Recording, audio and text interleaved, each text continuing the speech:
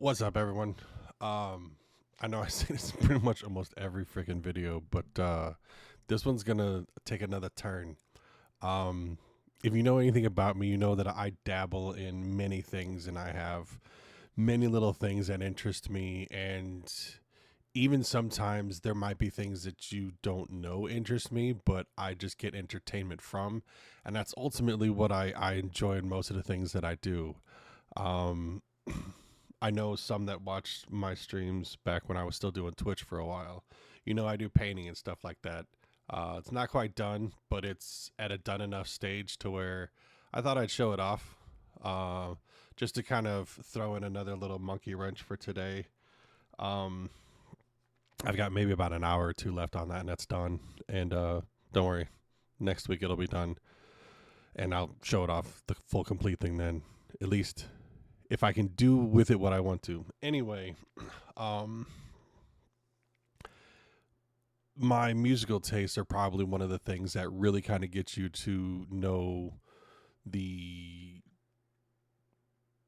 extent that my musical tastes go to. That being said, we're going to talk about something, obviously, you already know, um, that I don't usually let many people know that I like. It's not that I'm ashamed of it or anything, it's just there usually has to be something that really kind of catches me that lets me go, oh, let's share this. And I think this year so far has really kind of been a bit of how wrestling has been very much more on the entertainment side. And that being said, this past weekend was WrestleMania weekend. And shout out to Josh and his wife for their hospitality in having me out there. Um, and we had these match cards, and I was so irritated at the end. I crumpled it up, and I should have held on to it because I did have in the back of my head that I could talk about it, but I went, who's going to listen to me just talk about it? So I was like, screw it. My frustrations, I was like, crumpled it up and threw it out. But we did something that I've never done before where it was sort of make your predictions. And I think out of all the matches, I went 7-6. Some of the six, I'd say half of them was I'm gonna do a hot take on it, and we'll see if I'm right. And spoiler alert, on all of my hot takes, I was wrong except one. Um, but it started off Saturday night with Jay Uso versus Gunther, and I'll say this: I didn't give a damn about this match. I thought these two peaked a couple weeks ago when Jay's brother Jimmy got involved and Gunther cut him up. Like that was the peak. And then it was just a downhill slide. It was a almost vertical uphill climb to that point. That was the pinnacle, and then it just dropped. And what I'm gonna do from here on out is I'm gonna give you my opinions, and then I watched some other videos the last couple of days to kind of get a bit more of other people's perspective that have been 100% into it, because I kind of fade in and out from time to time. Like it just either the stories aren't engaging or a lot of the people that I like just stop. So I'm going, I'm kind of done for now, man. I need someone else to kind of spark something to get me interested. And I know for the longest time I kept thinking, why do you keep bringing back old people without promoting new people? Like, how are you going to get to the point to where you build anybody if you keep relying on all of the already known names as you go forward? That being said, there are a couple of people that I feel are sorely underrated, underutilized, and underappreciated. Austin Theory and Karrion Kross are the two that come to mind right off the bat. Both have fantastic in-ring work. Karrion Kross, I think, is probably the most underutilized that they've had in a long time. I never really liked him, but I respected his work. I didn't like Samoa Joe. Someone else that I thought was sorely looked and underutilized was Dolph Ziggler, or Nick Nemeth as he's known now in TNA. But all that being said, you know, them trying things with Jay and Gunther was okay. The match itself was just kind of it seemed a lot of tit for tat, but I could tell that the other times that Jay had fought Gunther, it almost looked as if he kept using all of his own moves and his own moves didn't work. So that's why Jay took all of Gunther's moves, and Gunther was like, oh, you're going to take mine? Well, I'm going to use yours. And it was sort of, the narrative was, my moves don't work to beat you, and so we're going to switch. And Gunther was basically saying, I'm going to use your moves and beat you with them. And Jay went, no, you don't understand. Your moves work, which I thought was hilarious because I think Jay's in-ring work is terrible. He's predictable. He has 5 moves. He's just as bad and predictable in-ring as Cena. And I find him extremely boring. His super kicks, I'm going, you don't even extend your leg anymore. It's still a bent one. You don't go any higher than the chest. Well, come on, man. Like, do something. And I've always hated the 5-star frog splash or the Uso splash or whatever. If you did a splash, I just thought it was stupid. The only one who I felt did that move any kind of justice, just because of all the other work that he did, was Eddie Guerrero. And beyond that, if you're doing a splash, you suck. I'm sorry, but you're never going to convince me otherwise. Splash is a terrible move. Even Damian Priest trying to do Undertaker, but he, instead of doing just a chop down, he's like, and a splash or a crossbody. I'm like, that's so stupid. Anyway, so I kind of get the narrative play on why Jay won. I thought him winning the Rumble earlier this year was stupid. I went, why the hell would you pick him? He's terrible. If you remove Jey Uso's entrance, he has nothing. Jay becomes his brother Jimmy because Jimmy didn't do the yeet thing. Well, now the yeet thing is over, but I will say, as I had stated on Saturday, the thing with Jay, he seriously reminds me of Daniel Bryan. Constantly underlooked. People thought that he was mid-card at best. His entrance doing the whole yes movement is what really got him over. But Daniel Bryan is 1,000 times better in the ring than Jey Uso. But that was literally the exact same thing that happened. And after watching some videos, it was pretty much, if you can get the audience behind you, then the company gets behind you.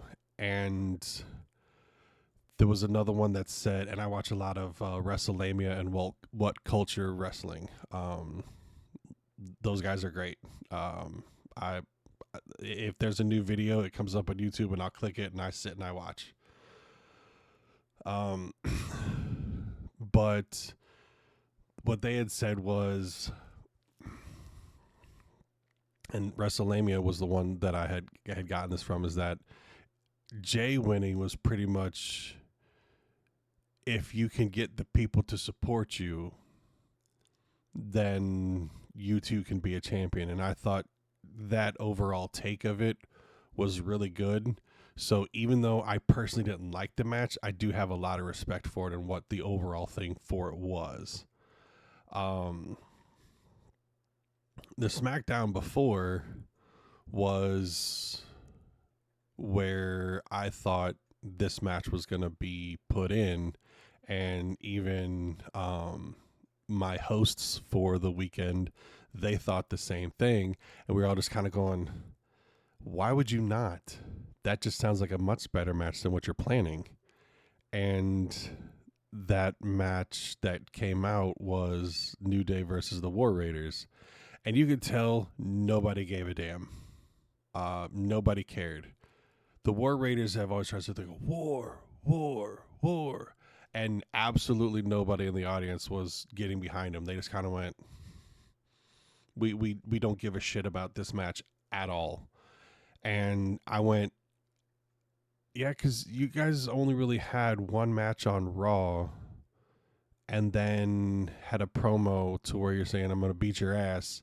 And then you're in WrestleMania. I went, where's your build up? Where's the stakes for us to care? Having DIY, Street Profits, Pretty Deadly, and Motor City Machine Guns, having our ladder match would have been a 10 times better replacement, because this match was boring.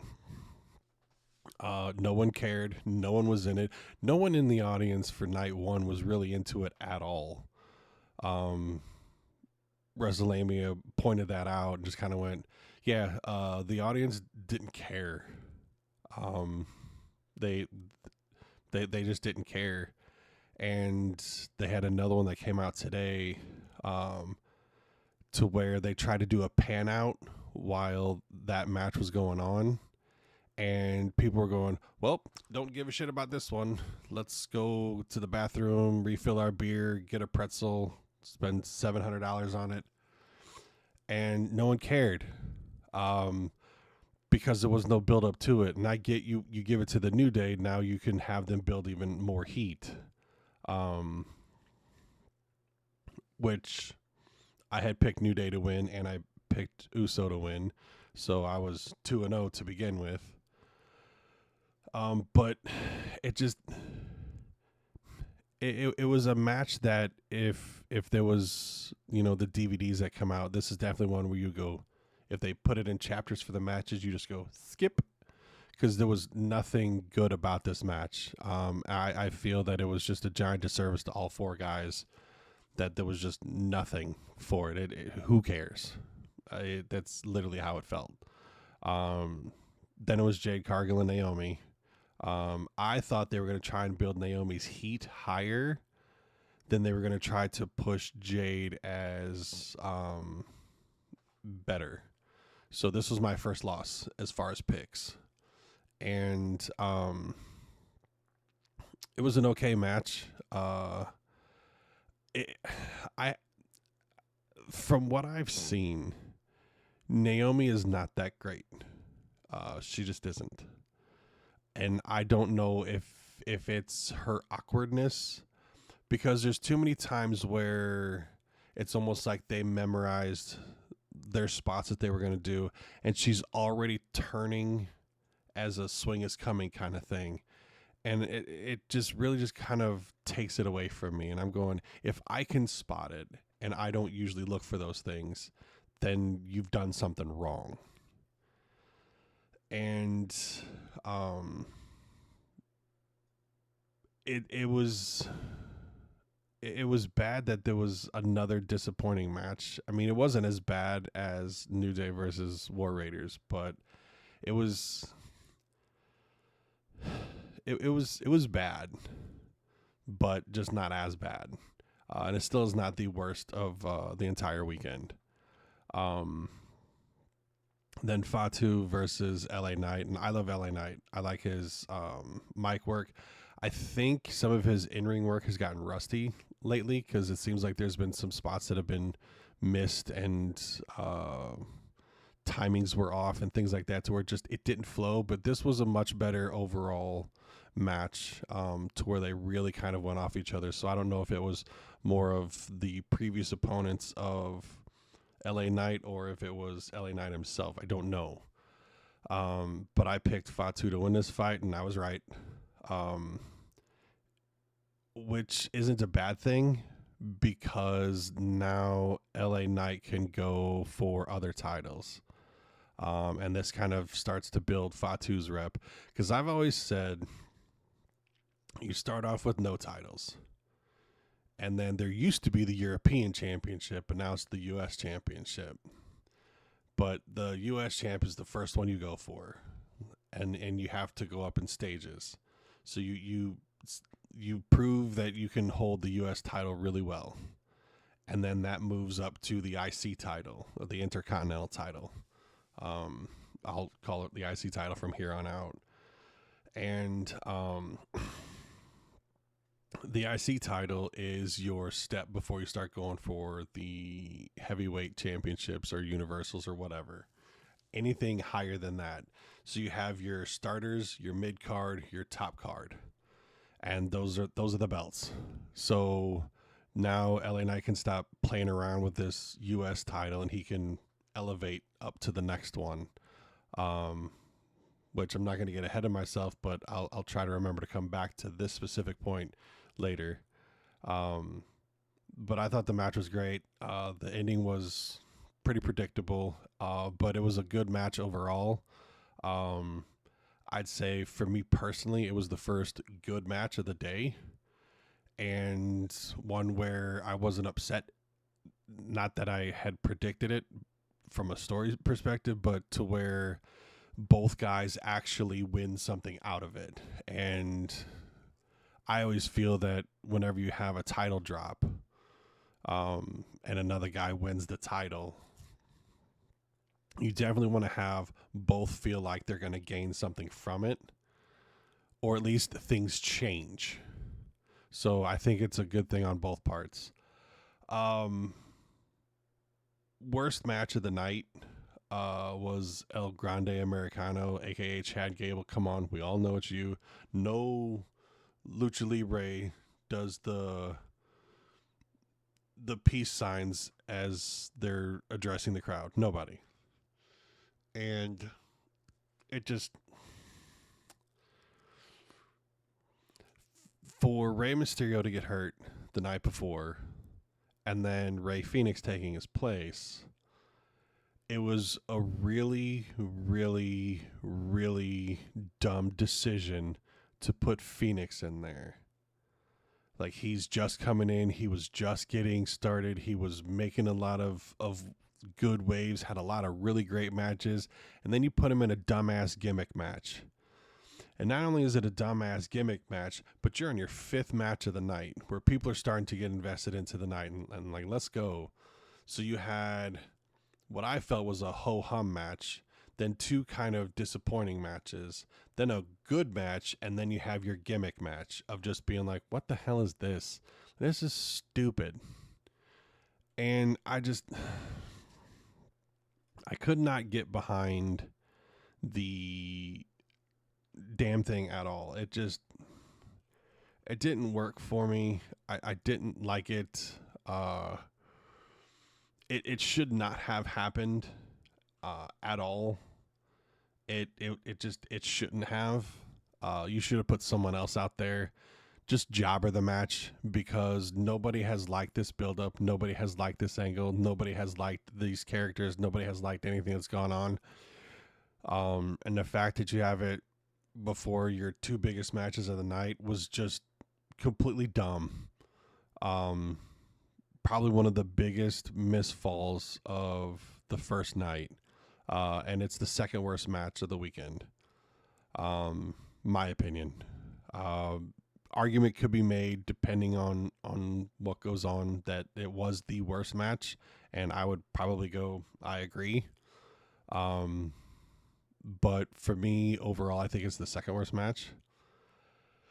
Then you had the women's champ match with Tiffany Stratton versus Charlotte Flair, and I picked Tiffany to retain, and she did. And it was also an awkward match to where sometimes it seemed like they were right in stride doing what they were supposed to do, and then it was two ships in the night, and then it was just literally, fuck you, bitch, I'm gonna beat your ass. And I remember I was saying, you know what, as long as somebody bleeds, I think I'll be okay with this fight. And at one point, Tiffany did get a cut in her mouth, and she she had this spot where it looked like her tooth was chipped. But I'm going, that's dry blood, y'all. And people kept tweeting that she had lost a tooth, and she tweeted with a full smile, "All my teeth are here." Like, that was dry blood. She had blood in her mouth. What? She didn't chip a tooth? I would have picked up on something like that, and she would have made more of a point to hold her mouth, because I'm sure that can't feel great. But the match overall was just, it was okay. It wasn't anything overtly fantastic. Like I said, there were times where it was great, times where it was whoops, and times where you go, what the hell is happening? Our consensus as we watched was, why are they dressed the same? Like, the last time they were face to face, they were dressed the same. Last time they were face to face, they were both in like black lacy lingerie type things, and then this one they were in light blue and pink. I'm going, why do they look the same? Like, they're both blondes with long hair. They're both like, why? What are we doing? Why are you? Are you trying to say it's present and past, or future and past? Like, what are you trying to do? It was weird. It was just a weird match. It wasn't good. It wasn't bad. It was weird. And then you had the triple threat match, which leading up to it, everyone was just kind of going, there's no stakes in this. There should be some stakes. Last Monday, there was Rollins pretty much saying that now Heyman owes him a favor. And we all knew Heyman was going to get involved some way. And I was the one that correctly predicted this one. And I didn't go based off of the favor or anything like that. I went based off of the promo that Seth cut on SmackDown the night before. And he was basically just saying how him winning is best for business. Both these guys come and go. I've always been here.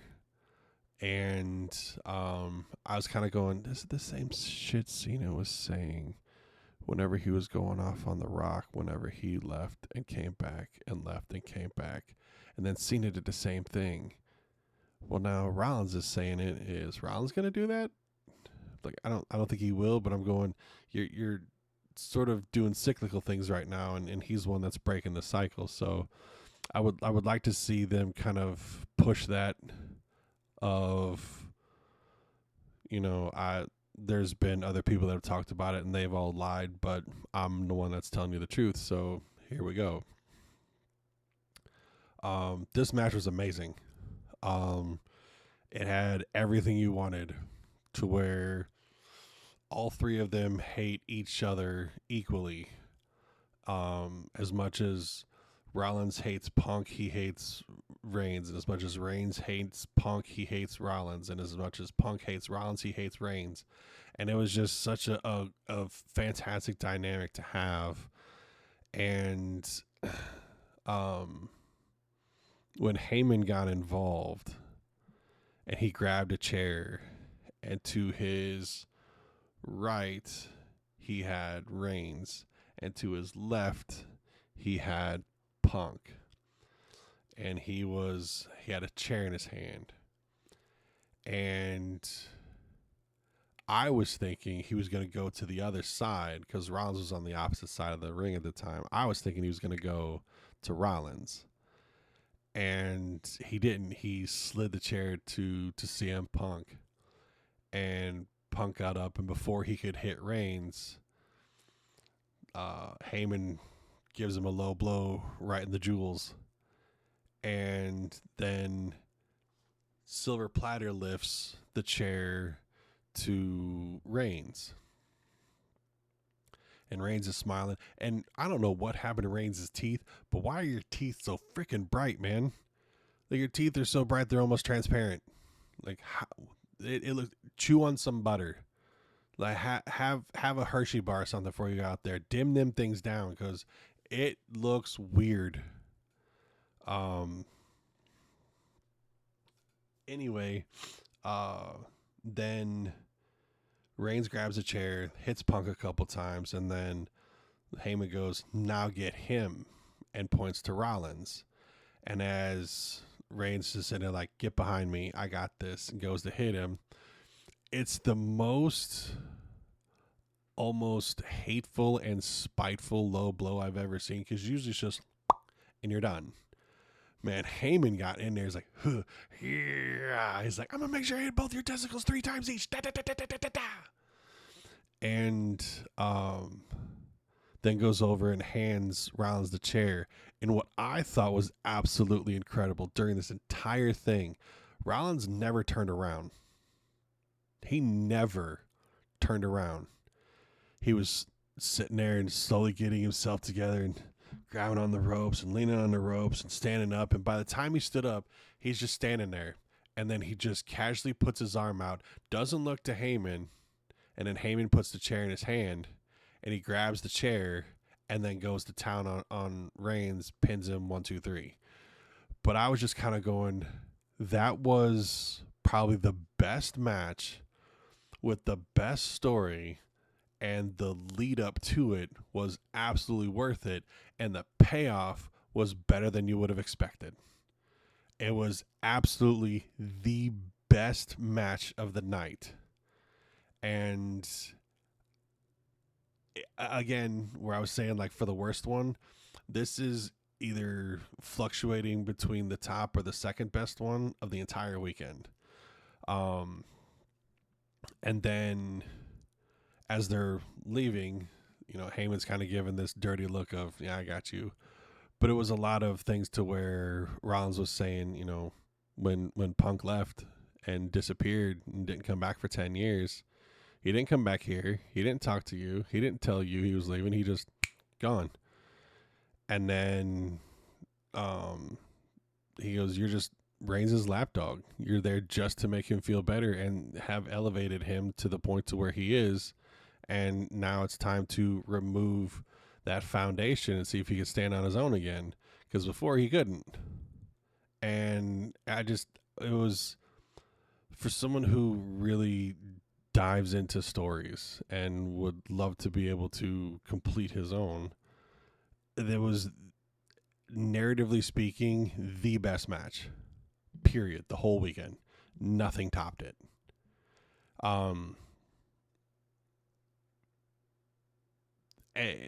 Best match of night one. Absolutely best match of night one.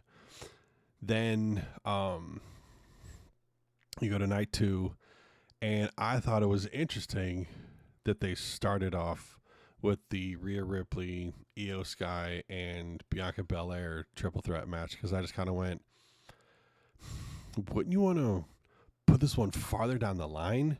Because that's where I think you should have put it, because this is important. And it was so weird. But I went, all right, maybe they're trying to start off with a banger, since last night started off with kind of a but I think I was the only one in our group that picked Io to retain, and I was right. It was a fantastic match. I would even go so far as to say it was the best match of night two. Just because the buildup that they had, and I just kept going, if Io doesn't retain with the way that they had done all the buildup going up to that match and all the times that they just kind of snubbed her out, and it basically was just Rhea and Bianca going, "Bitch, get out. You ain't a part of this. Bitch, get out. You ain't a part of this. This is between us." So now what I think it is that Rhea and Bianca need to go head to head. And stupid headset. It's because nothing's going through. But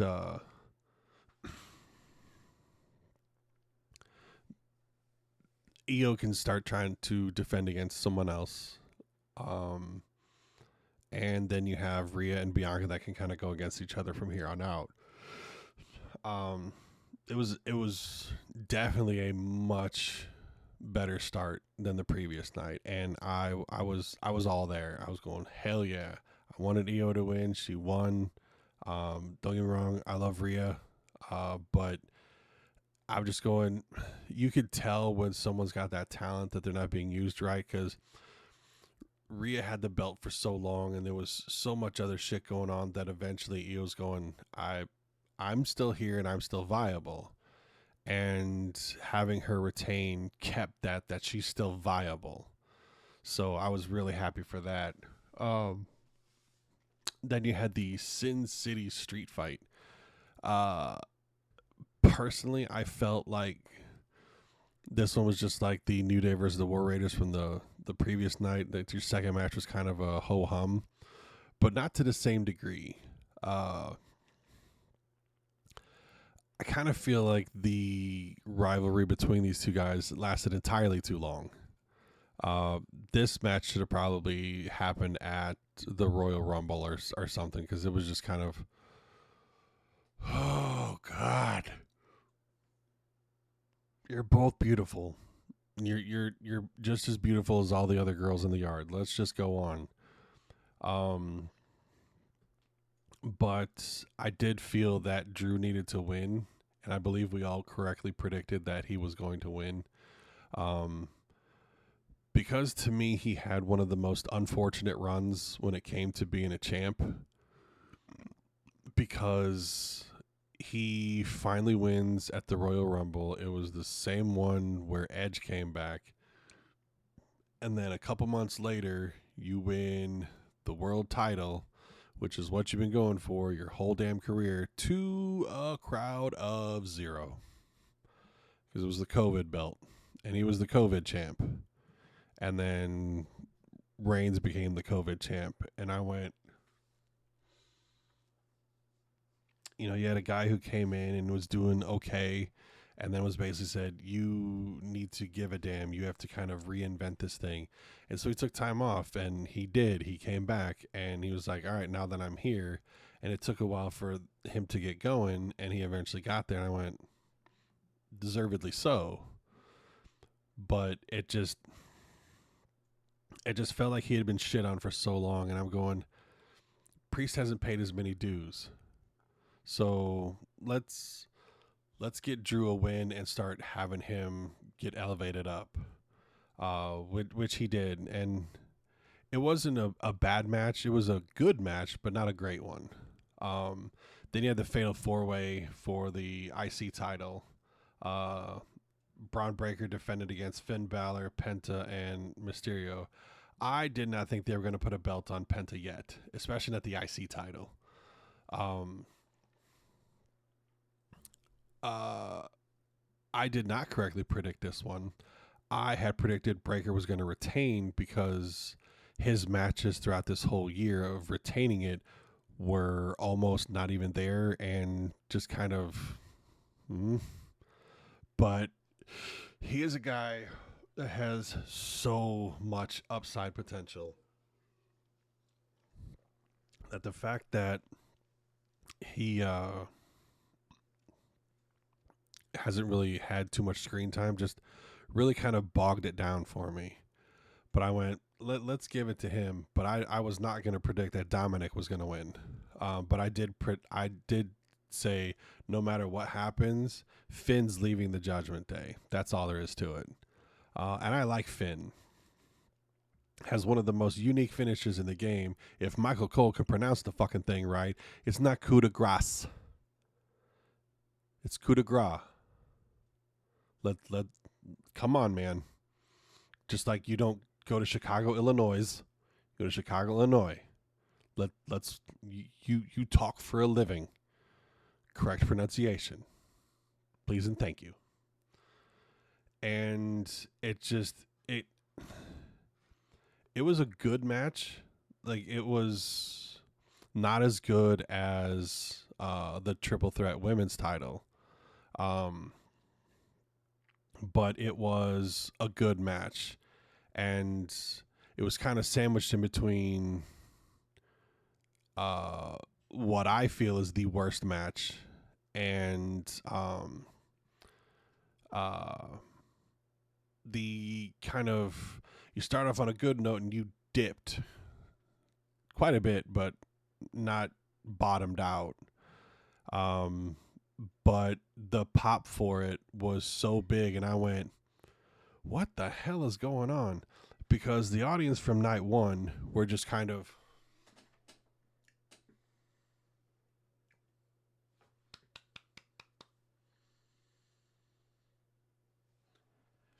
they didn't care. And there was never a "this is awesome" chant or "holy shit" chant. It was, they were just all just,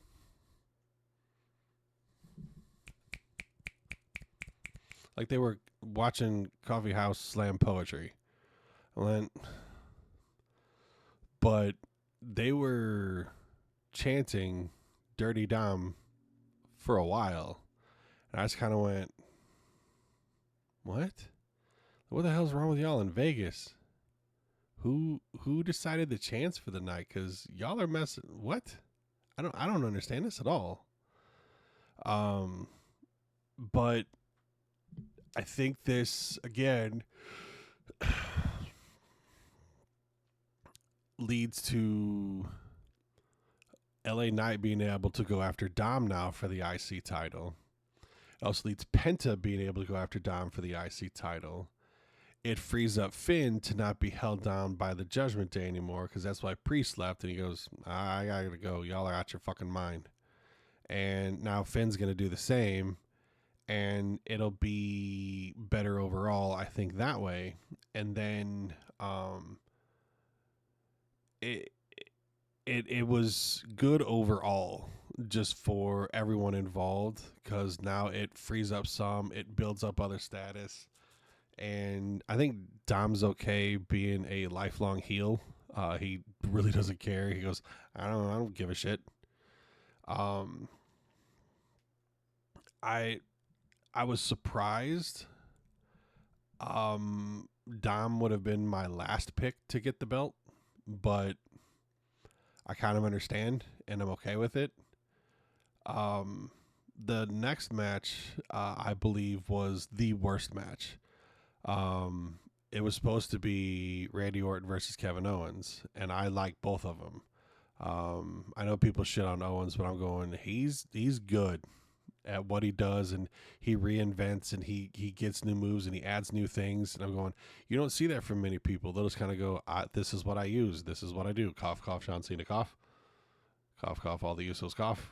Cough, cough, all the Samoans, cough, cough. Except Jacob Fatu. Only one that's different from all of them. And thank you for not giving Solo Sikoa a match. Dude's terrible. Your Samoan Spike is a thumb. Get out of here. Go find something else. Practice it. Get good at it. Come back and try again. Not to mention your name's Solo Sikoa, and you always have to be with somebody else. You are never by yourself. Ever. And you suck. And I'm glad that you are falling off and out, because you are terrible. I can't stand you. You are, you already did your best thing last year, bud. Whenever you were trying to be the new tribal chief, and you failed miserably, and it was, let me beat your ass and take this throne out from under you that you built for yourself, that you said you've earned. Get out.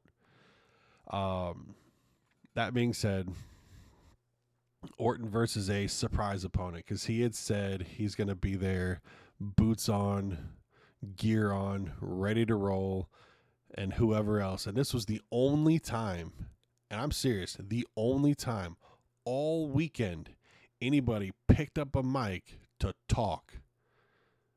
It was It was just come down, do your entrance, come down the ramp, get in the ring, do your shit, go up, get out, next. And it was a nice kind of, let's take a moment and let this breathe a bit instead of feeling like you're on a conveyor belt of go in there, do your spots, get the match over, let's go. We got commercials and products to fucking endorse.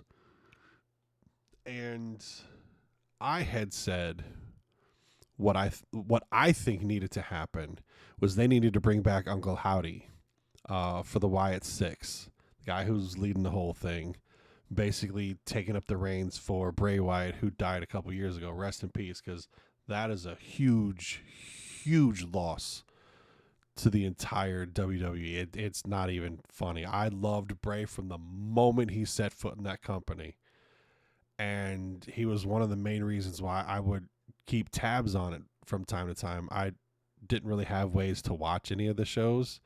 And that was one thing I really liked whenever they did Netflix this year. So, well, I'm still paying for Netflix. So now I got something that every Monday, tonight, I can't wait, to watch and to actually be able to keep up now. Because I didn't have ways to watch it before. Don't have cable and don't have TV. But that's just what it is. If you do a VPN, you can put yourself into the UK and you can watch both SmackDown and all the pay-per-views except Wrestlemania on Netflix. Just to let you know. So anyway, he gets out there, he grabs the mic and he goes, here I am. Let's see who's got the balls to come out and fight. And it zooms into the set and it just slowly zooms in. And the door slowly opens. And I still say, since they had done a ton of build last year for the Wyatt Six, this was the moment to try and bring them back into relevance. You brought Alexa Bliss back in the Rumble. You had her in Elimination Chamber. It's really the only time we've seen her. And let's get them back in there and do relevance again. Because you've got essentially 6 people that are sitting here just going, when this is where you bring it back. Have all the lights go dark. Have all of their little camera lights turn on and put some little spots on the screens and stuff. And you had this moment where you just hear this one note just ding, ding from like a piano. You hit that and everybody lose their fucking mind. And then have Uncle Howdy come out. And then the rest of the Wyatt Six tailed by Alexa Bliss a little later. Now you're talking about Randy Orton was the legend killer. Well, now you have the legends of, or nightmare of legends. So then you open up a whole new storyline because KO is probably not going to be back at least for 18 months. So start something brand new. Start with people that are already in your stable. Do something. Then I had another idea to where I'm going, why didn't Triple H come out and be like, hey, this is your 20th one. How about we give you 20 opponents? And you just have guys from the back come out. Give them some time. Nope. Who do they pull out? Joe motherfucking Hendry. I could not have been more disappointed in anything. I was so mad. And the match was like 5 minutes.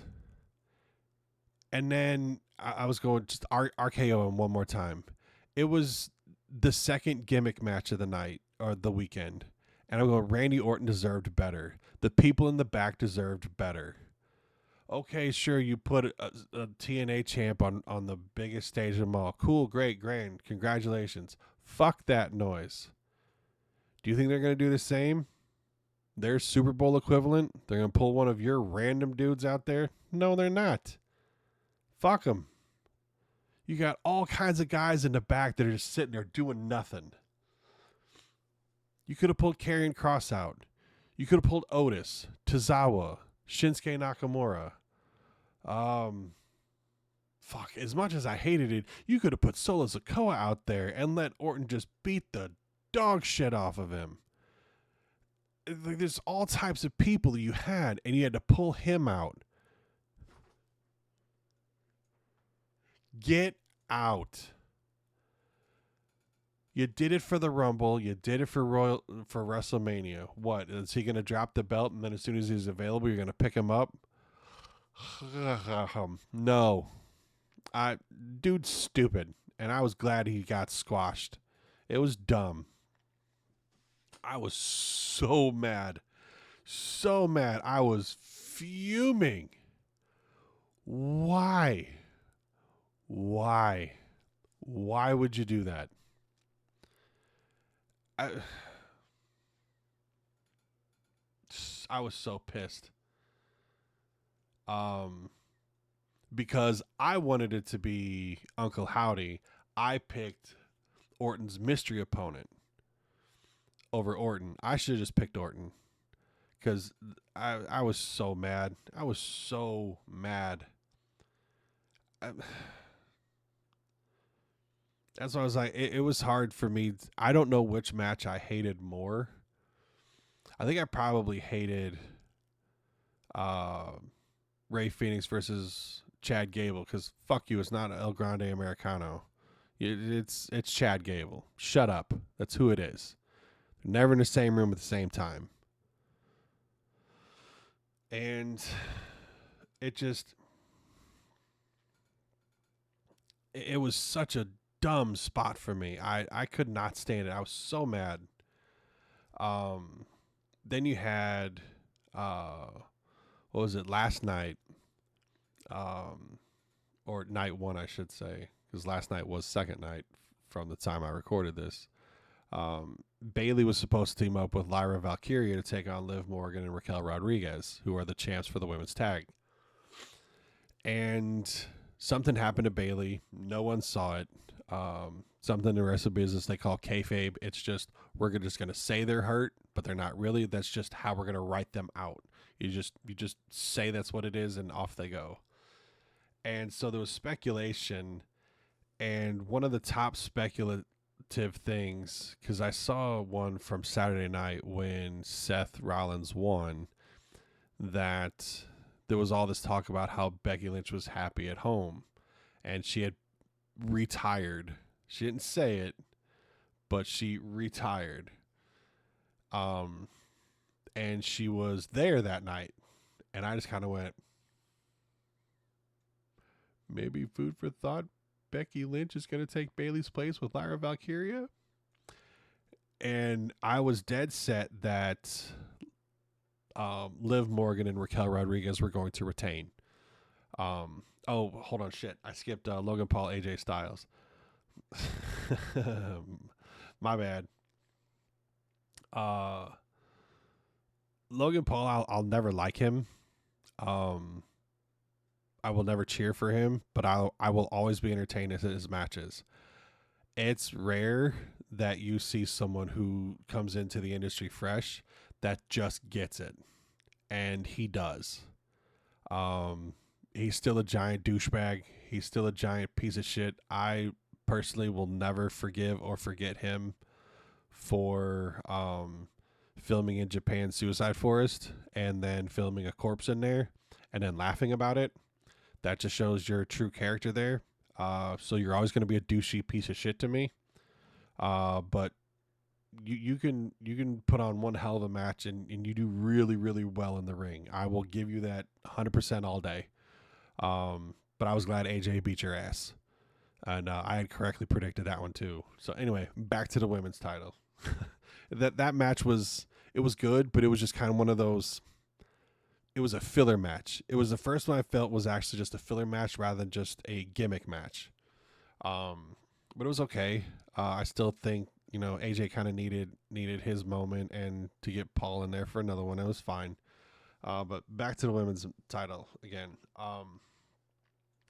I predicted Liv and Raquel to retain, and they come out, and then Lyra comes out in kind of a weird bird costume thing. And I get that her whole thing is to kind of be sort of like this raven whatever, but it was weird.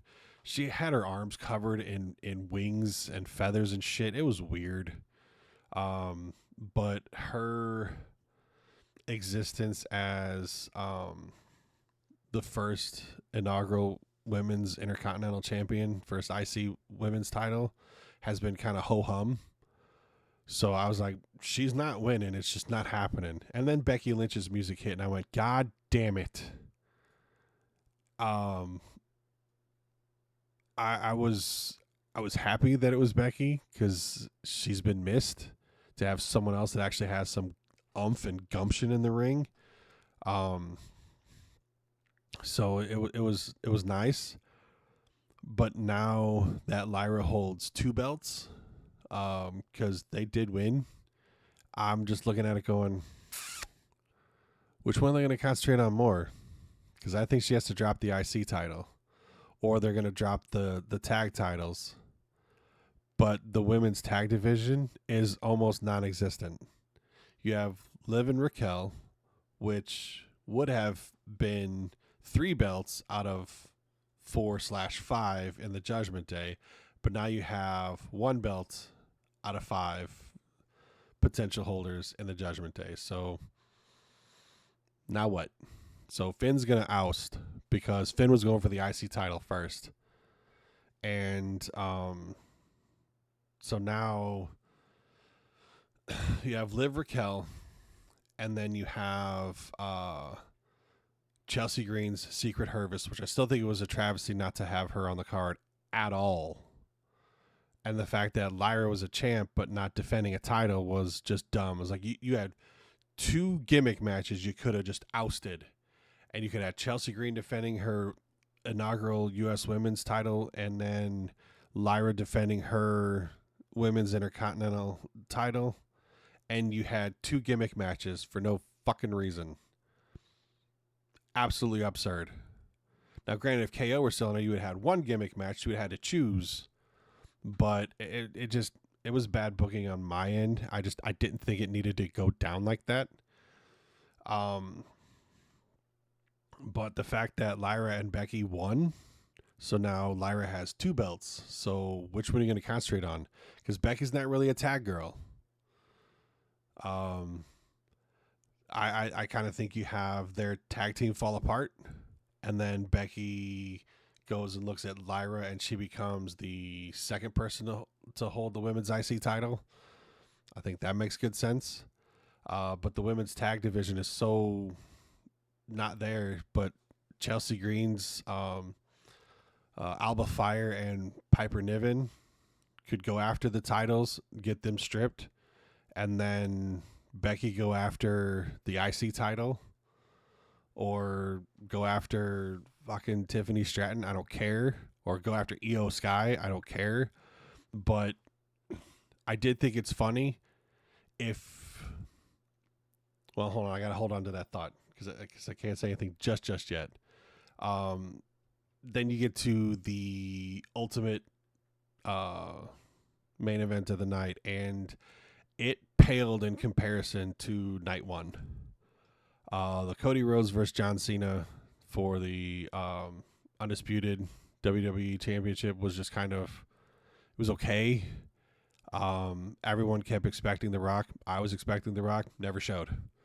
So what the hell were you doing trying to call the shots in Elimination Chamber and get Cody's ass beat when he told you literally go fuck yourself?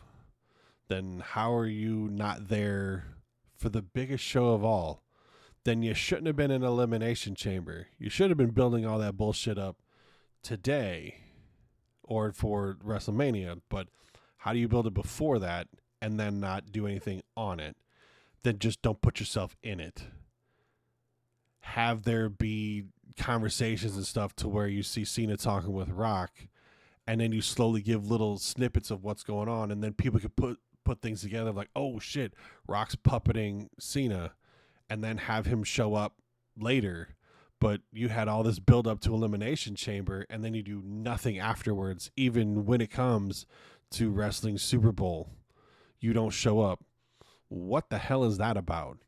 That's just dumb. Just stay out of it, Mr. Final Boss. Keep your ass out.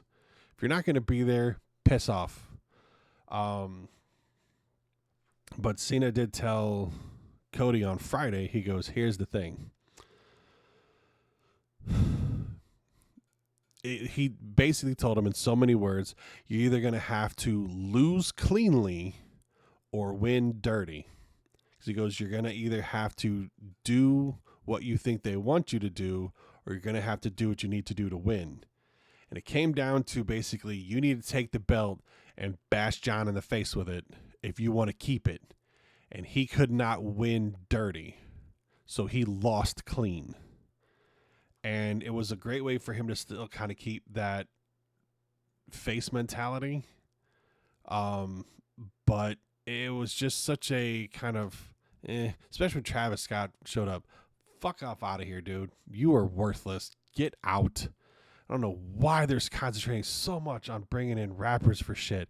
Get out. Just go away. No one wants you there. No one's cheering for you. Not to mention, your song for WrestleMania was terrible. If you're saying fiend, you need a D in your word, man. But right now you're just iron. Your song was dumb. I didn't like it. It sticks in your head, but it's a dumb song to stick in your head, much like Baby Shark. You know it. It's catchy, but you fucking hate it. He's worthless. I would do my best to separate myself from him as quickly as possible. The last time someone showed up that I was happy with was whenever I Show Speed showed up for the Rumble, and Braun Breaker essentially murdered him with his spear. Holy hell, he got legit injured by having some crap ribs and a small concussion from that shit. It was beautiful. But yeah, Cena wins the title, gets his 17th one. And this is where I thought was interesting, because I had this thought and I've been saving this for this entire video. If you were a guy and you had a title, you lost at WrestleMania. If you were a woman and you had a title, you retained at WrestleMania unless there were two belts involved. Every singles and every tag team belt held by a guy was lost on WrestleMania. The only women who lost their belt was Liv and Raquel, and that's simply because I'm thinking the pop for Becky coming back was going to be far too high for Becky to lose. Would have been too much for the audience to take, and you'd have had two just disappointing ends matches in a row, and they just couldn't do it. And if I had known Becky was gonna be Lyra's partner, I'd have chose Lyra and Becky 100%. But I just went, I'm gonna pick that they retain, and it was the only women's belt that was dropped for the whole damn night, because the IC title wasn't on the line, the US title wasn't on the line. Io retained, Tiffany Stratton retained. Every guy that had a belt lost. Not a single guy retained. Not a single one. And I just kind of went, why? You could have one person retain, not one. Now, all the other belts being dropped were fine.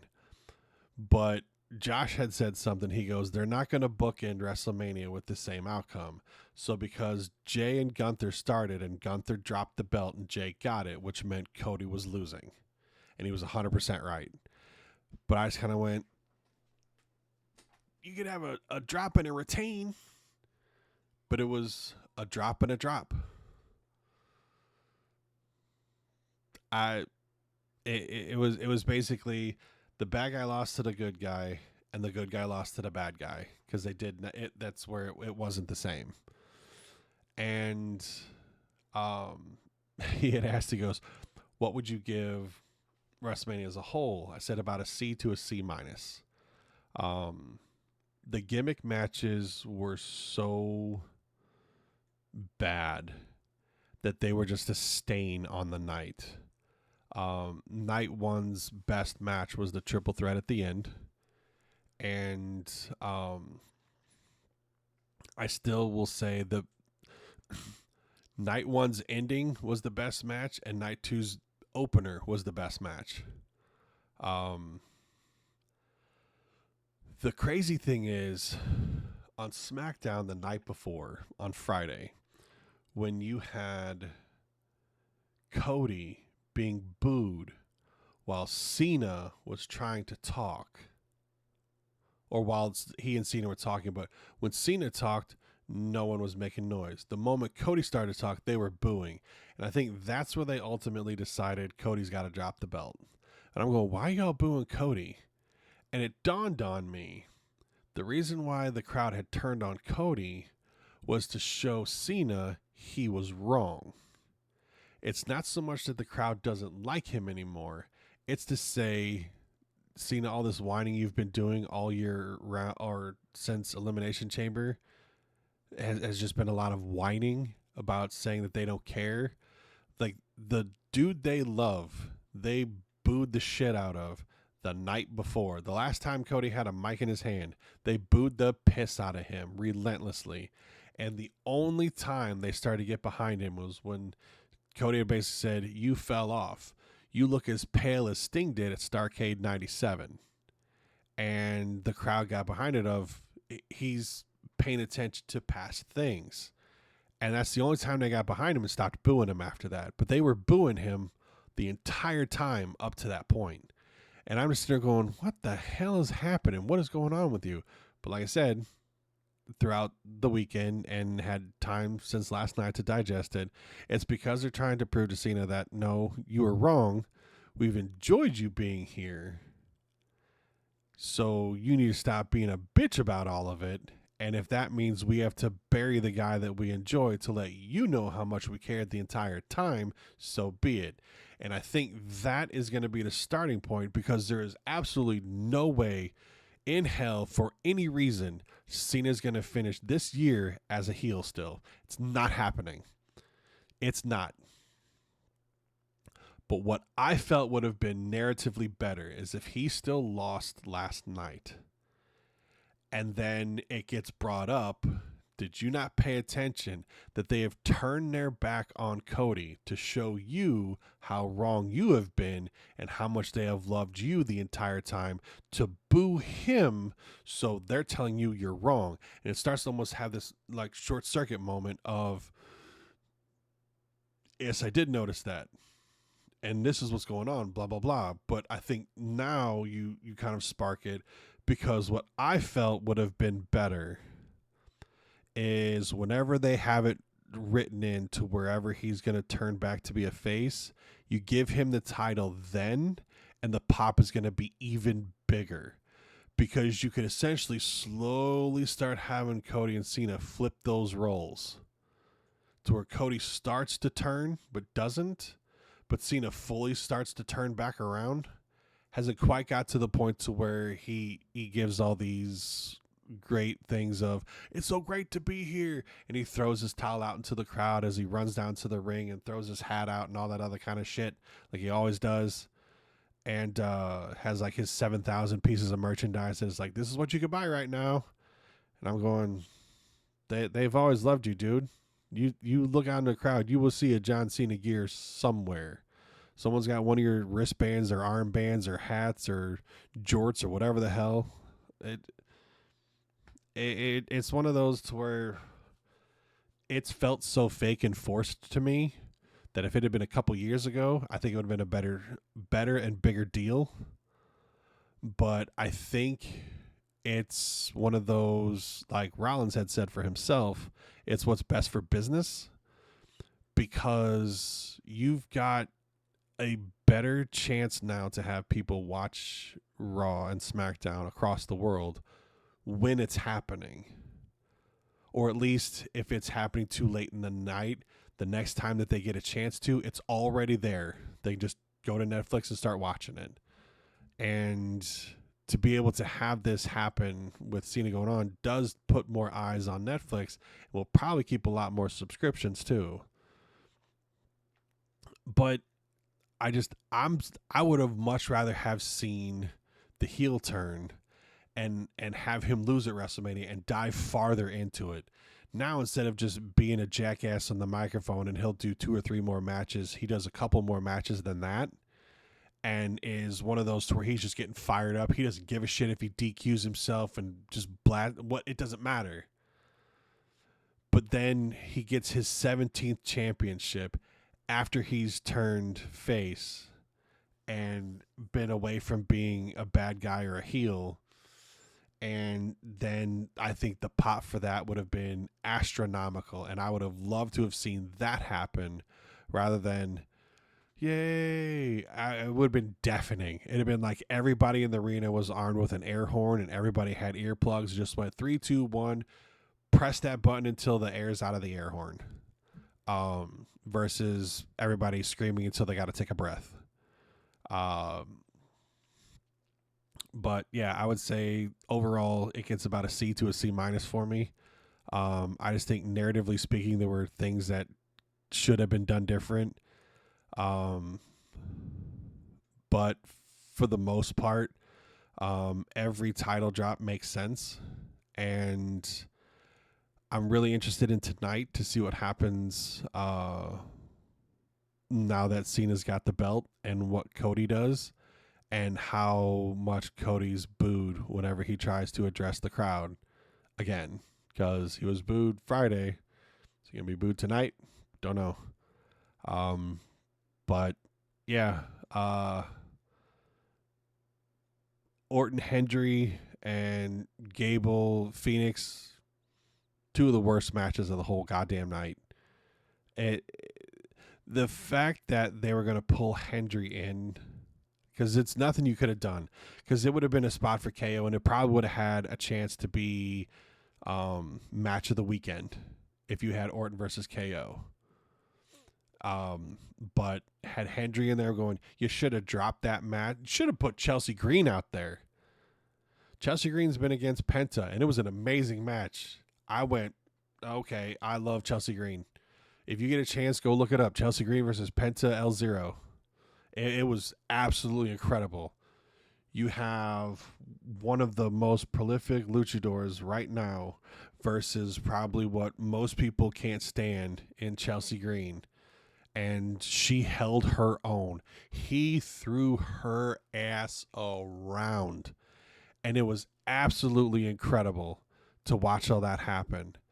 And the interview she did with Chris Van Vliet recently, he goes, Penta's in the locker room now. She goes, yeah, he came up to me. He goes, hey, do you want to do a match? She goes, no, I don't think so. I go, dude, you need to.